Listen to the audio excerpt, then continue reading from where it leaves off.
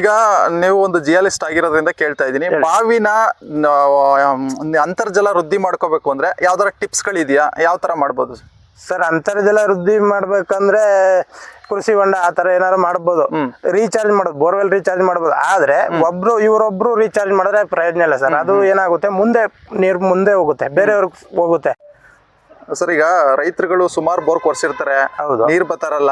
ಈಗ ಕೆಲವ್ರಿಗೆ ಏನು ಅಂದ್ರೆ ಜಿಯಾಲಿಸ್ಟ್ ಪಾಯಿಂಟ್ ಅಂದ್ರೆ 100ಗೆ 200% ಅಂತ ಹೇಳ್ತಾರೆ. ಅದ್ರ ಬಗ್ಗೆ ಈಗ ನೀವು ಜಿಯಾಲಿಸ್ಟ್ ಆಗಿರೋದ್ರಿಂದ ಏನ್ ಹೇಳ್ತೀರಾ ಸರ್ ಇದ್ರ ಬಗ್ಗೆ? ಸರ್, ಈ ಭೂಮಿ ಕಂಡೀಷನ್ ಮೇಲೆ 200% 100% ಯಾರು ಇಲ್ಲ ಸರ್. ಇದೇನಂದ್ರೆ ಇದು ಲೊಕೇಟ್ರು ಮತ್ತೆ ಈ ಡಿಟೆಕ್ಟರ್ ಬಂದು ಫ್ರಾಕ್ಚರ್ ಮೇಲೆ ವರ್ಕ್ ಮಾಡ್ತದೆ.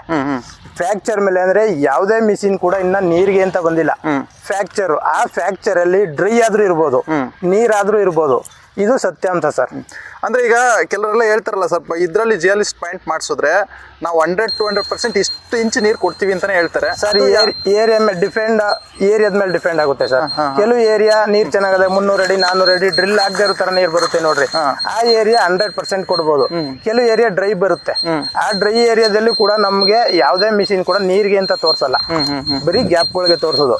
ಅದ್ರಲ್ಲಿ ಡ್ರೈ ಯಾರು ಬರ್ಬೋದು, ನೀರಾರು ಬರ್ಬೋದು. ಆದ್ರೆ ಅಂದ್ರೆ ನಾವೇನಂದ್ರೆ ಮಿನಿಮಮ್ 3 ಗ್ಯಾಪ್ 4 ಗ್ಯಾಪ್ ಹುಡುಕಿ ಪಾಯಿಂಟ್ ಮಾಡಿರ್ತೀವಿ. ಮೇಲ್ಗಡೆ 1 ಗ್ಯಾಪ್ 2 ಗ್ಯಾಪ್ ಡ್ರೈ ಹೋದ್ರು 2 ಗ್ಯಾಪ್ ನೀರು ಬಂದೇ ಬರುತ್ತೆ. ಅಟ್ಲೀಸ್ಟ್ ಎಂತ ಡ್ರೈ ಏರಿಯಾ ಆದ್ರೂ 1.5 ಇಂಚ್ ನೀರಂತೂ ಬರುತ್ತೆ ಸರ್. ಅಂದ್ರೆ ಕನ್ಫರ್ಮ್ ಈಗ ನಿಮ್ಗೆ ಜಾಗ ನೋಡ್ತಿದ್ದಂಗೆ ಗೊತ್ತಾಗುತ್ತಾ, ಅಥವಾ ನೀವು ಈ ಮಿಷಿನ್ ಮೇಲೆ ಡಿಪೆಂಡ್ ಆಗಿ ಹೇಳೋದಾ? ಅಥವಾ ಇಲ್ಲ ಸರ್, ನಮ್ಗೆ ಫಸ್ಟ್ ಏರಿಯಾ ಡಿಪೆಂಡ್, ಆಮೇಲೆ ಮಿಷಿನ್ ಸರ್. ಹೌದು. ಅಂದ್ರೆ ಈಗ ಕೈಲಿ ಮಾಡೋದಕ್ಕೂ ಇದಕ್ಕೂ ಏನು, ಈಗ ಕೈಲಿ ಕಾಯಲ್ಲೆಲ್ಲ ಮಾಡ್ತಾರೆ, ಹಿಂದೆ ಎಲ್ಲ ಕಾಯಿಲೆ ಮಾಡ್ತಾ ಇದ್ರು. ಅದು 50-50 ಸರ್. ಅದು ಅವ್ರಿಗೇನಂದ್ರೆ ಡೆಪ್ತ್ ಗೊತ್ತಾಗಲ್ತು, ನಮ್ಗೆ ಡೆಪ್ತ್ ಗೊತ್ತಾಗುತ್ತೆ. ನಾವು ಜಾಸ್ತಿ ಫ್ರಾಕ್ಚರ್ ಹುಡುಕ್ ಮಾಡ್ತೀವಿ, ಅವ್ರು 2 ಫ್ರಾಕ್ಚರ್ ಇದ್ರು ಪಾಯಿಂಟ್ ಕೊಟ್ಬಿಡ್ತಾರೆ. 50-50 ಕಾಯ್ದೇನು ಇಲ್ಲ ಅಂತ ನಾವ್ ಹೇಳಕ್ಕಾಗಲ್ಲ. 50-50 ಸರ್. ಅಂದ್ರೆ ಕನ್ಫರ್ಮ್ ಅಂತ ಹೇಳಕ್ಕಾಗಲ್ಲ. ಇವ್ದ್ರಲ್ಲಿ ಸರ್, ಇವ್ದ್ರಲ್ಲೂ 100% ಇಲ್ಲ, 90% ಓಕೆ. ಅದಕ್ಕೆ ಇದು ಬೆಸ್ಟ್. ಅದಕ್ಕೆ ಹೋಲ್ಸ್ಕೊಂಡ್ರೆ ಇದು ಬೆಟರ್. 90% ಐತೆ. ಹೌದು. ಅಂದ್ರೆ ಇದ್ರಲ್ಲಿ ಈಗ ನೀವು ಈ ಪಾಯಿಂಟ್ ಕೊಡೋದ್ರಲ್ಲಿ, ನೀವು ಪಾಯಿಂಟ್ ಕೊಡೋದ್ರಲ್ಲಿ ಅಥವಾ ಏನಾರ ಕೆಳಗಡೆ ಕಲ್ ಸಿಗುತ್ತೆ ಅಂತ ಮುಂಚೆನೆ ಹೇಳ್ತೀರಾ, ಅಥವಾ ಲೂಸ್ ಸಿಗುತ್ತೆ ಭೂಮಿ ಅಂತ ಹೇಳ್ತೀರಾ? ಅದೆಲ್ಲ ಗೊತ್ತಾಗುತ್ತಾ? ಇಲ್ಲ ಸರ್, ಅದೇನು ಗೊತ್ತಾಗಲ್ತು. ಡಿಪೆಂಡ್ ಏರಿಯಾ ಮೇಲೆ ಡಿಪೆಂಡ್ ಆಗುತ್ತೆ ಸರ್. ಕೆಲವು ಏರಿಯಾ ಬಂಡೆ ಇರೋ ಏರಿಯಾದಲ್ಲಿ ಲೂಸೇ ಸಿಗ್ಬೋದು, ಲೂಸ್ ಇರೋ ಏರಿಯಾದಲ್ಲಿ ಬಂಡೆನೇ ಸಿಗ್ಬೋದು. ಇಷ್ಟೇ ಇಂಚ್ ನೀರು ಬರ್ತದೆ, ಇದೇ ತರ ಕಲ್ ಬರ್ತದೆ ಅಂತ ಹೇಳ್ತೀವಿ ಅಂತ ಎಲ್ಲ ಹೇಳ್ತಾರೆ. ಅದೆಲ್ಲ ಸುಳ್ಳು ಸರ್, ನಂಬೇಡ್ರಿ.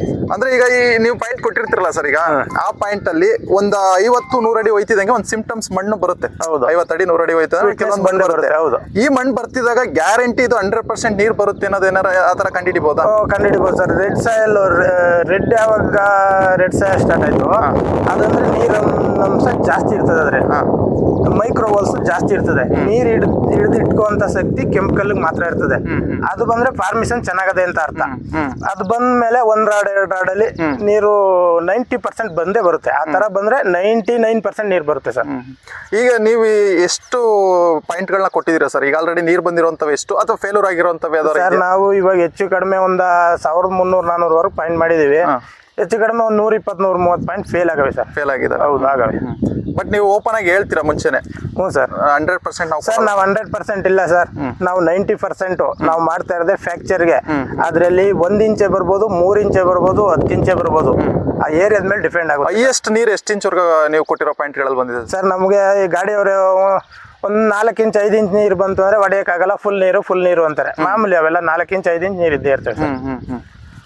ಅಂದ್ರೆ ಟೋಟಲ್ 5 ಇಂಚ್ವರೆಗೂ ನೀರು ಕೊಟ್ಟಿದ್ದೀರಾ? ಹೌದು. ಬಟ್ ಈಗ ನೀವು ಹೇಳೋದೇನು ಅಂದ್ರೆ ಇದು 100% ಯಾರು ಕೊಡಕ್ಕಾಗಲ್ಲ, ಯಾರ ಕೈಲೂ ಆಗಲ್ಲ ಸರ್. ಅದೆಲ್ಲ ಸುಳ್ಳು. ಅಂದ್ರೆ ಕೆಲವು ರೈತರುಗಳಿಗೆ ಫ್ರಾಡ್ ಮಾಡ್ತಿದ್ದಾರೆ. 100% ಕೊಡ್ತೀನಿ ಅಂತೆಲ್ಲ ಕಳ್ಸಿ ಸರ್ ನನ್ನ ಹತ್ರ. ನಾನು ಅವ್ರಿಗೆ ಡೈಲಿ 5 ಪಾಯಿಂಟ್ ಕೊಡ್ತೀನಿ. ಅವ್ರು ಸಕ್ಸಸ್ ಆದ್ರೆ 20,000 ಚಾರ್ಜಸ್ ಇಸ್ಕೊಡ್ತೀನಿ ನಾನು. 100% ಕೊಡ್ತೀನಿ ಅನ್ನೋರಿಗೆ ಡೈರೆಕ್ಟ್ ನನ್ನ ಕಾಂಟ್ಯಾಕ್ಟ್ ನಂಬರ್ ಹಾಕಿರಿ, ಅವ್ರು ನಾನು ಕಾಂಟ್ಯಾಕ್ಟ್ ಮಾಡ್ಲಿ, ನಾನು ಪಾಯಿಂಟ್ ಕೊಡ್ತೀನಿ ಅವ್ರಿಗೆ. ಡ್ರಿಲ್ ಮಾಡಿಸ್ತೀವಿ, ಬಂತ 20,000 ನಾವು ದುಡ್ಡು ಕೊಟ್ಟು ಕಳಿಸ್ತೀವಿ ಸರ್. ನಾನೇ ಗ್ಯಾರಂಟಿ ಅದಕ್ಕೆ. ಈಗ ಈ ಪಾಯಿಂಟ್ ಕೊಟ್ಟಿದ್ರಲ್ಲ ಸರ್, ಇದು ಎಷ್ಟು ಇಂಚ್ ನೀರು ಬರುತ್ತೆ ಇಲ್ಲಿ ಈ ಜಾಗದಲ್ಲಿ? ಸರ್, ನಾವು ಎಲ್ಲೇ ಪಾಯಿಂಟ್ ಮಾಡಿದ್ರು ಇಂಚಸ್ ಹೇಳಕ್ ಆಗಲ್ಲ.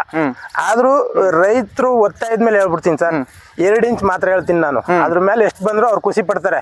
ನಾವು 3 ಇಂಚು 4 ಇಂಚು 5 ಇಂಚ್ ನೀರು ಅಂತ ಹೇಳ್ಬಿಟ್ಟು 2 ಇಂಚ್ ಬಂದಾಗ ನೋಡಿ ಈ ತರ ಮಾಡಿದ್ರು ಹಂಗೆ ಅಂತ ಅವ್ರಿಗೆ ಬೇಜಾರಾಯ್ತದೆ ಸರ್.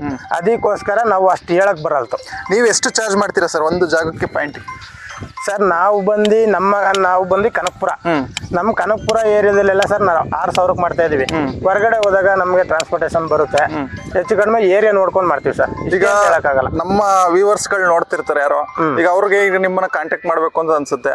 ಬಟ್ ನೀವು ಒಂದು ಪಾಯಿಂಟ್ ಇದ್ರೂ ಬರ್ತೀರಾ, ಅಥವಾ ಈಗ ಕರೆದಾಗ ಬೇರೆ ಜಾಗಕ್ಕೆ ಔಟ್ ಆಫ್ ಕಡೆ ಬರ್ಬೇಕು ಅಂದಾಗ? ಸರ್ ನಾವು ಬಂದು ಕನಕಪುರ, ಮಂಡ್ಯ ಡಿಸ್ಟಿಕ್, ಹಾಸನ್ನು, ಮೈಸೂರು ಇಷ್ಟು ಮಾತ್ರ ಮಾಡ್ತೀವಿ ಸರ್.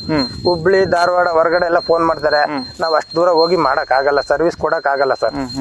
ಅಂದ್ರೆ ಅಲ್ಲ, 1 ಪಾಯಿಂಟ್ ಇದ್ದೇನೆ ಒಬ್ರು ಫೋನ್ ಮಾಡಿದ್ರೆ ಬರ್ತೀರಾ, ಅಥವಾ 3-4 ಪಾಯಿಂಟ್ ಇರ್ಬೇಕು? 2 ಪಾಯಿಂಟ್ 3 ಪಾಯಿಂಟ್ ಇದ್ರೆ ಬೆಸ್ಟ್. 1 ಪಾಯಿಂಟ್ ಬರಕ್ ಆಗಲ್ಲ, ಯಾಕೆಂದ್ರೆ ನಾವು ಕನಕಪುರದಿಂದ ಬರಬೇಕು.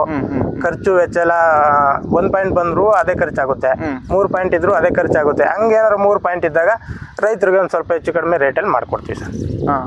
ಸರ್, ಈಗ ಕೆರೆ ಪಕ್ಕಗಳಲ್ಲೂ ಕೆರೆ ತುಂಬಿರ್ತವೆ, ಅದ್ರ ಪಕ್ಕದಲ್ಲೂ ಬಾವಿಗಳು ಫೇಲ್ ಆಗಿರೋ ಬೆಜ್ಜಾನು ಉದಾಹರಣೆ ಇದೆ. ಅದೇ ಆಗಕ್ಕೆ ಚಾನ್ಸ್ ಯಾವ ತರ ಚಾನ್ಸಸ್ ಇರುತ್ತೆ ಸರ್? ಕೆಲವು ಇವಾಗ ನಮ್ಮ ಕನಕಪುರದ ಹತ್ರ ಆರುಬಲೆ ಡ್ಯಾಮ್ ಪಕ್ಕನೆ 1000 ಅಡಿ ಹೊಡೆದಿ ನೀರ್ ಬರಲ್ಲ. ಡ್ಯಾಮ್ ಬಿಟ್ಟು 1.5 ಕಿಲೋಮೀಟರ್ ಹೋದ್ರೆ 200-300 ಅಡಿ ಕೊರೆಯಕ್ ಆಗಲ್ತು. ಅದೇನಂತ ಭೂಮಿ ಅರ್ಥ ಮಾಡ್ಕೊಳ್ಳಿಲ್ಲ ಸರ್. ಇನ್ನ ಯಾವ ಜಿಯಲಜಿನೂ ಕೂಡ ಅರ್ಥ ಮಾಡ್ಕೊಳಕ್ ಆಗ್ಲಿಲ್ಲ. ಹೊಳೆಗಳಲ್ಲೇ ಫೇಲ್ ಆಗಿರ್ತದೆ. ಕೆರೆ ಒಳಗಡೆ ಬೋರ್ವೆಲ್ಗಳು ಹಾಕವ್ರೆ, ಅಲ್ಲೂ ಫೇಲ್ ಆಗವೆ. ಅಂದ್ರೆ ಯಾರು ಭೂಮಿ ಒಳಗಡೆ ಇರೋದನ್ನ ಯಾರು ಅರ್ಥ ಮಾಡ್ಕೊಳಕ್ ಆಗಿಲ್ಲ ಸರ್. ಅದೆಲ್ಲ ಸುಳ್ಳು. ಅಂದ್ರೆ ಸುಳ್ಳು ಹೇಳ್ತಾರೆ, ನಂಬಿಡಿ ಅಂತ ಹೇಳ್ತೀರಾ? ಹೌದು ಸರ್. ಇನ್ ಕೆಲವು ಬಾವಿಗಳು ನಾನ್ ನೋಡ್ದಂಗೆನೆ ಬಾವಿ ಕೊರ್ಸಿರ್ತಾರೆ, ನೀರ್ ಬಂದಿರಲ್ಲ, 3-4 ವರ್ಷ ಬಿಟ್ಟಿರ್ತಾರೆ, ಆ ಬಾವಿ ಖಾಲಿ ಹಂಗೆ ಇರುತ್ತೆ. ಬಟ್ ಆಮೇಲೆ ಆ ಬಾವಿ ಆಟೋಮೆಟಿಕ್ ಆಗಿ ರನ್ ಆಗಿರೋ ಸರ್. ಏನಾಗುತ್ತೆ, ಈ ವರ್ಷ ಮಳೆಗಾಲ ಕಡಿಮೆ ಐತೆ, ನೆಕ್ಸ್ಟ್ ವರ್ಷ ಒಳ್ಳೆ ಮಳೆಗಾಲ ಬರ್ಬೋದು. ಗ್ಯಾಪ್ಗಳು ಡ್ರೈ ಆಗಿರ್ತವೆ. ಗ್ಯಾಪ್ ಡ್ರೈ ಆಗಿದಾಗ ಏನಾಗುತ್ತೆ, ನೆಕ್ಸ್ಟ್ ಮಳೆಗಾಲ ಬಂದಾಗ ಹಳ್ಳ ಕೊಳ್ಳ ಕೆರೆ ಕಟ್ಟೆ ಎಲ್ಲ ತುಂಬ್ತವೆಲ್ಲ, ಭೂಮಿಗೆ ಹಿಂಗ್ತದೆ ನೀರು. ಆ ಭೂಮಿಗೆ ಹಿಂಗದಾಗ ಆ ಗ್ಯಾಪ್ಗಳಲ್ಲಿ ಮತ್ತೆ ನೀರ್ ಬರುತ್ತೆ. ಅಂದ್ರೆ ಮತ್ತೆ ನೀರ್ ಬರುತ್ತೆ. 10 ವರ್ಷ ಬ್ಯಾಕ್ ಹೋದ್ರೆ ಇವಾಗ ಪರವಾಗಿಲ್ಲ, ಯಾಕೆಂದ್ರೆ ಅವಾಗೆಲ್ಲ ಯಾವ ಕೆರೆಗಳಲ್ಲೂ ನೀರ್ ತುಂಬಿಸ್ತಾ ಇರ್ಲಿಲ್ಲ. ಈಗ ಕೆಲವು ಕಡೆ ಎಲ್ಲ ಕೆರೆಗಳಿಗೆ ನೀರ್ ತುಂಬಿಸ್ತಾವ್ರೆ, ಚಾನಲ್ಗಳಲ್ಲಿ ನೀರವೆ. ಅದರಿಂದ ಸ್ವಲ್ಪ ಈ ವರ್ಷ ಪರವಾಗಿಲ್ಲ. ಈಗ ನೀವು ಒಂದು ಜಿಯಾಲಿಸ್ಟ್ ಆಗಿರೋದ್ರಿಂದ ಕೇಳ್ತಾ ಇದ್ದೀನಿ, ಬಾವಿನ ಅಂತರ್ಜಲ ವೃದ್ಧಿ ಮಾಡ್ಕೋಬೇಕು ಅಂದ್ರೆ ಯಾವ್ದಾರ ಟಿಪ್ಸ್ ಗಳಿದೆಯಾ? ಯಾವ ತರ ಮಾಡ್ಬೋದು ಸರ್? ಅಂತರ್ಜಲ ವೃದ್ಧಿ ಮಾಡ್ಬೇಕಂದ್ರೆ ಕೃಷಿ ಹೊಂಡ ಆ ತರ ಏನಾದ್ರು ಮಾಡ್ಬೋದು. ರೀಚಾರ್ಜ್ ಮಾಡೋದು, ಬೋರ್ವೆಲ್ ರೀಚಾರ್ಜ್ ಮಾಡ್ಬೋದು. ಆದ್ರೆ ಇವರೊಬ್ರು ರೀಚಾರ್ಜ್ ಮಾಡಿದ್ರೆ ಪ್ರಯೋಜನ ಇಲ್ಲ ಸರ್. ಅದು ಏನಾಗುತ್ತೆ, ನೀರು ಮುಂದೆ ಹೋಗುತ್ತೆ, ಬೇರೆಯವ್ರಿಗೆ ಹೋಗುತ್ತೆ. 10 ಜನ ರೀಚಾರ್ಜ್ ಮಾಡಿದ್ರೆ ಅಕ್ಕಪಕ್ಕದಲ್ಲಿರೋರು ಎಲ್ಲರಿಗೂ ಅನುಕೂಲ ಆಗುತ್ತೆ. ಅಂದ್ರೆ ಬಾವಿ ರೀಚಾರ್ಜ್ ಅಂದ್ರೆ ಅದನ್ನ ಸುತ್ತ ಕುಳಿ ಹೊಡೆದು, ಕೇಸಿಂಗ್ ಸುತ್ತ ಕುಳಿ ಹೊಡೆದು ಜಲ್ಲಿ ಹಾಕಿ ಅದು ರೀಚಾರ್ಜ್ ಮಾಡಿದ್ರೆ ಬೇರೆ ಅವರೇ ಮಾಡ್ಕೊಡ್ತಾರೆ. ಅದೆಲ್ಲ ಅದು ಮಾಡಿಸಿದ್ರೆ 90% ಒಳ್ಳೇದು ಸರ್. ಆದ್ರೆ ಮಾಡೋದ್ರು ನಮ್ಮ ರೈತರು. ಅಂದ್ರೆ ನೀವ್ ಹೇಳ್ತಾರ ಒಬ್ರು ಮಾಡೋದ್ರಿಂದ ಏನು ಯೂಸ್ ಇಲ್ಲ, ಒಬ್ಬರಿಂದ ಏನು ಪ್ರಯೋಜನ ಇಲ್ಲ. ಯಾರೋ ಒಬ್ರು ಮಾಡಿದ್ರೆ ಏನು ಪ್ರಯೋಜನ ಇಲ್ಲ ಸರ್. ಅದು ಅವ್ರಿಗೆ ಯೂಸ್ ಆಗಲ್ತು, ಅದು ಮುಂದೆ ಹೋಗಿರುತ್ತೆ. ಆ ಒಂದು ಇದು ಮುಂದೆ ಪಾಸ್ ಆಗಿರುತ್ತೆ ಅಂತ ಹೇಳ್ತೀರಾ? ಹೇಳಿ ಸರ್. ನಿಮ್ಮ ಹೆಸರು? ವೆಂಕಟಪ್ಪ ಅಂತ ಸರ್. ನಾವು ಮೂಲ ಬಂದು ಕನಕಪುರದವರು. ನಂಬರು 7019039858. ಅಂದ್ರೆ ಎಲ್ಲೆಲ್ಗೆ ಹೋಗ್ತೀರಾ ಅಂತ ಇನ್ನೊಂದ್ಸಲ ರಿಪೀಟ್ ಮಾಡಿ ಸರ್. ನಾವು